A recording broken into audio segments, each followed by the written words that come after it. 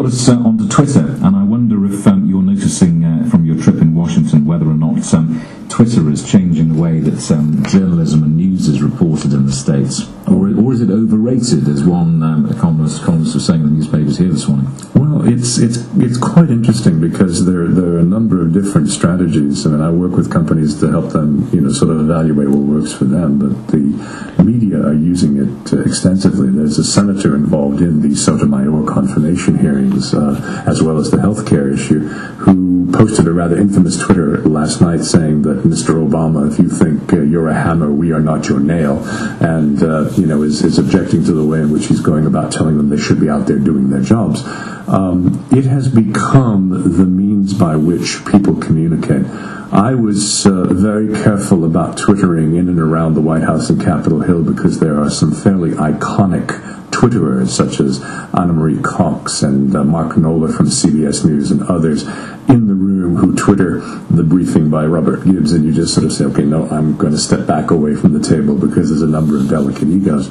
But you really do, if you follow at Mark Knoller or at Anna Maria Cox, you get a continuous stream of consciousness. And I'm just amazed at how much it has grown. I mean, when I came to visit you, I think I had maybe 200 followers, and now it's up to over 2,000 followers, because people are very much interested in what's happening. Because I tweet a lot of headlines that sort of follow what's going on. Took a picture inside the lobby before I came upstairs. We'll probably take a picture of you and put it out across Twitter. It's becoming a sort of a behind-the-scenes communications vehicle for people. And when you see big journalists such as David Gregory of Meet the Press and others out there starting to embrace it, I think it's improving the dialogue. And Obama himself, using YouTube and Twitter and all of these social media, is seeing also that on our website, UK Progressive, we have what are called mashups, which are collections of tweets. So we have all of the Welsh and UK bloggers on there. There's about 50 of them. We have all of the live Twitter feeds from top politicos. We have all of the number 10 pronouncements, as well as the White House in one little box on the executive. So it's becoming a good way in which people can get a quick insight as to what is happening when it's happening. I think you're right, actually. I think the followers that we have to at Jamie and Louise on Twitter, I think when you said the behind the scenes thing, I think that's what they get from following us on Twitter. I mean, you hear the show, you know what's going on, but on Twitter, we've got it up while we're in studio here. We can be saying what's going on and what we're doing next, and whether he's finished his porridge or not by the time we go on air. All this kind of crucial information that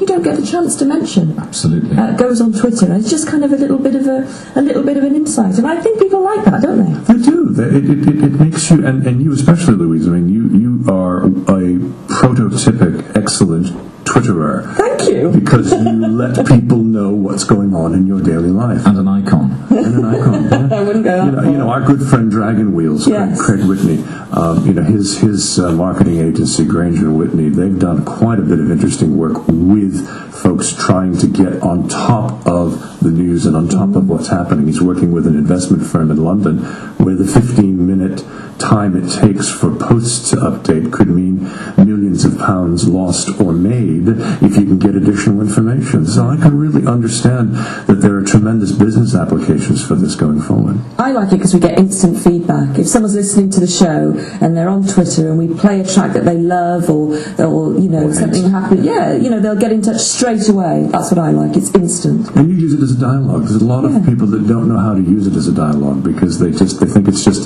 this is the danger of Twitter, is that a lot of companies say, I'm going to get on Twitter and we're going to pop all of our public relations press releases out there for the world to see.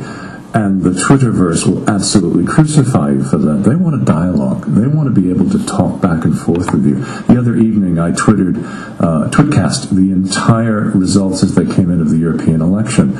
And I had a dialogue going with at least 20 different people during the course of it, including one of the councillors, John Nixon. So, it was very interesting, the depth at which people were commenting on the way in which things were changing on the UK landscape. Dennis, as ever, good to see you. Welcome back. Come back and see us again soon. Denis Campbell, our American in Wales, the editor-in-chief of UK